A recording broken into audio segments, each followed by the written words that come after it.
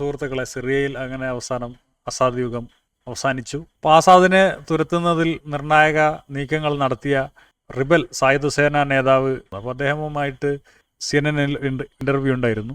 ഇവർക്ക് ഐസിസുമായിട്ടൊക്കെ ബന്ധമുണ്ടായിരുന്നു, അൽ ഖായിദയും ഐസിസുമായിട്ടൊക്കെ. അപ്പോൾ ആസാദിനേക്കാളും ഭീകരമായിരിക്കില്ല നിങ്ങളുടെ ഭരണം, ഒരു ഇസ്ലാമിക ഭരണമായിരിക്കില്ല എന്നൊക്കെ ചോദിക്കുന്നുണ്ട്. അപ്പോൾ അദ്ദേഹം പറയുന്നത് അങ്ങനെയൊന്നും ആയിരിക്കില്ല, നമ്മൾ കറണ്ട് സാഹചര്യം മനസ്സിലാക്കി എല്ലാ വിഭാഗങ്ങളെയും ഒന്നിപ്പിച്ച് ഭരിക്കും എന്നൊക്കെയാണ്. കേൾക്കാൻ നല്ല സുഖമുണ്ട്. അത് നടപ്പിൽ വരുത്താൻ അദ്ദേഹത്തിന് പറ്റുമോ എന്നുള്ളതാണ് വിഷയം.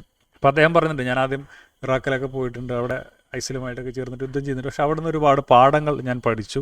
മാത്രമല്ല എനിക്ക് തോന്നുന്നത് 2011 മുതൽ HTS ഇദ്ദേഹത്തിൻ്റെ സംഘം സിറിയയിൽ ചെറിയൊരു ഭാഗം ഭരിച്ചിട്ടുണ്ടെന്ന് തോന്നുന്നു. പ്രതിഷേധം നടത്തുന്നതും കുഴപ്പങ്ങൾ ഉണ്ടാക്കുന്നതും യുദ്ധം ചെയ്യുന്നതും വേറെയാണ്, ഭരിക്കുന്നതും വേറെയാണ്. കാരണം ഭരിക്കുമ്പോഴാണ് നമുക്ക് സമൂഹങ്ങളുടെ അവസ്ഥയും പ്രശ്നങ്ങളൊക്കെ മനസ്സിലാവുക. അപ്പോൾ അദ്ദേഹം അതൊക്കെ മനസ്സിലാക്കിയിട്ടുണ്ട്.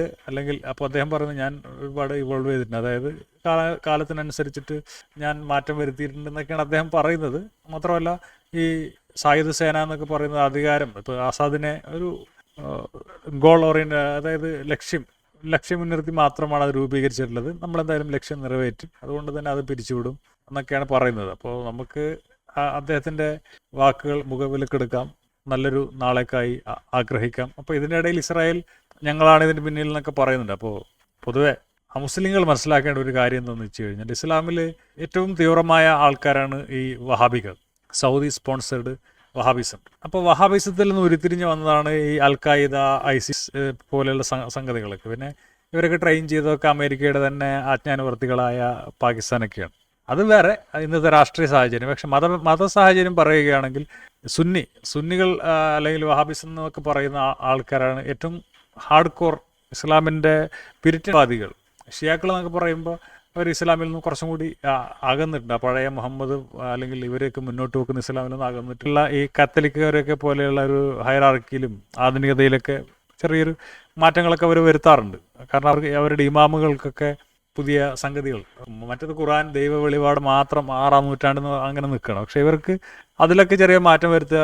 ഈ മാർപ്പാപ്പ എന്നൊക്കെ പറയുന്ന ആൾക്കാരുള്ളതുപോലെ ആയത്തുള്ള റൂഹുള്ള എന്നൊക്കെ അവർക്ക് മാറ്റങ്ങളൊക്കെ വരുത്താൻ സാധിക്കും. ഈ ഇറാനിലെ ഷിയാക്കളെ സുന്നികൾ മുസ്ലിങ്ങളായിട്ട് കരുതാറുണ്ട്. പിന്നെ യമനിലെ ഷിയാക്കളെയും മുസ്ലിങ്ങളായിട്ട് അംഗീകരിക്കുന്നുണ്ട്. പക്ഷേ ഈ അസാദ് എന്ന് പറയുന്ന അലാവി സെക്റ്റാണ്. അപ്പോൾ അസാദിൻ്റെ ആളുകളെയൊന്നും മുസ്ലിമായിട്ട് സുന്നികൾ അംഗീകരിക്കാറില്ല. മാത്രമല്ല ഇവിടെ ക്രിസ്ത്യാനികളുണ്ട്, ഡ്രൂസുകളുണ്ട്. ഇപ്പോൾ ഈ ഗോലാൻ ഹൈറ്റ്സിലുള്ള ഡ്രൂസുകൾ, അവർക്കൊന്നും ഇസ്രായേൽ പാസ്പോർട്ട് കൊടുക്കാറില്ല എന്നാണ് പറയുന്നത്. അപ്പോൾ അങ്ങനെയൊക്കെയുള്ള വേറെ ഇസ്രായേൽ തെമ്മാടിത്തരങ്ങൾ അങ്ങനെ ചെയ്യാറുണ്ട്. അപ്പോൾ ആ തെമ്മാടിത്തരങ്ങളൊക്കെ ഇസ്രായേൽ അവസാനിപ്പിക്കുക, എല്ലാവരും കോഎക്സിസ്റ്റ് ചെയ്യുക, സിറിയയിൽ നല്ലൊരു ഭരണം വരട്ടെ, പലസ്തീനിലും ഇസ്രായേലിലും ഒക്കെ സമാധാനം വരട്ടെ. അല്ലാതെ തന്ത്രപരമായിട്ട് ഞങ്ങൾ ചെയ്തു അങ്ങനെയൊന്നുമില്ല. ഇപ്പോൾ ഈ ഇറാൻ ആക്സിസ് അല്ലെങ്കിൽ ഷിയ ആ ഒരു ഇറാഖ് വഴി ലെബനാൻ വഴി എത്തുന്ന അതിനൊരു തടയിട്ടു എന്നൊക്കെ നിങ്ങൾക്ക് വേണമെങ്കിൽ ആശ്വസിക്കാമെങ്കിലും, പക്ഷേ അത് ശരിക്കും അങ്ങനെയല്ല കാര്യങ്ങൾ. ഷിയാക്കളെക്കാളും കുറച്ചും കൂടി മൂത്ത സാധനമാണ് സുന്നികളെന്ന് ഇസ്രായേലികൾക്ക് തീർച്ചയായിട്ടും മനസ്സിലാകാത്തത് എന്താണെന്ന് എനിക്കറിയില്ല. അപ്പോൾ ഇങ്ങനെയുള്ള അനുരണനങ്ങൾ മറ്റുള്ള ഗൾഫ് രാഷ്ട്രങ്ങളിലും ഉണ്ടാവട്ടെ, അവിടുത്തെ ഏകാധിപതികൾ കടപുഴകി വീഴട്ടെ. അമേരിക്കയിൽ ഇപ്പോൾ ട്രംപാണ് അധികാരത്തിൽ വരുന്നത്. അപ്പോൾ അമേരിക്കക്ക് ഇപ്പോൾ ട്രംപിന് ഇങ്ങനെ മറ്റുള്ള രാജ്യങ്ങളിൽ ഇടപെടുന്നത് ഇഷ്ടമല്ല എന്നാണ് പറയുന്നത്. കാരണം ട്രംപ് തന്നെ പറയുന്നുണ്ട്, ഇറാഖിലൊക്കെ $3 ട്രില്യൺ ചിലവഴിച്ച് എന്തിനാ വേണ്ടിയാണ്, വെറും അനാവശ്യമായിരുന്നു എന്നൊക്കെ പറയുന്ന ട്രംപിനെയൊക്കെ നമുക്ക് യൂട്യൂബിലൊക്കെ കാണാം. അങ്ങനെ ഒരു ട്രംപാണെങ്കിൽ പിന്നെ യുക്രൈനിൽ റഷ്യ പെട്ട് കിടക്കുകയാണ്. അപ്പോൾ ഇങ്ങനെ മിഡിൽ ഈസ്റ്റിൽ ശ്രദ്ധ കേന്ദ്രീകരിക്കാൻ സാധിക്കാത്തൊരു ലോക സാഹചര്യം നിലവിലുണ്ട്. അപ്പോൾ അങ്ങനെ ഒരു സാഹചര്യത്തിൽ അവിടുത്തെ ചുണക്കുട്ടികൾ ഒന്ന് മനസ്സ് വെച്ചാൽ അവിടുത്തെ ഏകാധിപതികളൊക്കെ ഈസിയായിട്ട് കടപുഴക്കാൻ പറ്റും. ഇവരുടെ കയ്യിൽ ആയുധങ്ങളുണ്ടെന്നുള്ളൂ, അവർ അതിനൊന്നും മെനക്കെടില്ല. മാത്രമല്ല ഈ ഏകാധിപതികളുടെ കീഴിൽ ഉള്ള സൈനികരൊക്കെ അവർ ഗതികേട് കൊണ്ടാണ്, വേറെ വഴിയില്ലാത്തതുകൊണ്ടാണ് ഈ ഏകാധിപതികളെ അംഗീകരിക്കുന്നത്. അല്ലെങ്കിൽ ഒരു കുടുംബത്തിൻ്റെ തൻ്റെ കുടുംബ മഹിമ, ഞാനിങ്ങനെ ഇപ്പോൾ എൻ്റെ കുടുംബ മഹിമ പറയുമ്പോൾ നിങ്ങൾ അംഗീകരിക്കില്ലല്ലോ. അപ്പോൾ നമ്മൾ പരസ്പരം സഹകരിച്ചും ഒക്കെ ജീവിക്കുമ്പോഴാണ് അതിൻ്റെ ഒരു സൗന്ദര്യം ഉണ്ടാവുക. പരസ്പരം അംഗീകരിക്കുക. ഞാൻ എൻ്റെ ഇങ്ങനെ മഹത്വം ഇങ്ങനെ പാടിക്കഴിഞ്ഞാൽ തീർച്ചയായിട്ടും മറ്റുള്ളവർ അംഗീകരിക്കില്ല.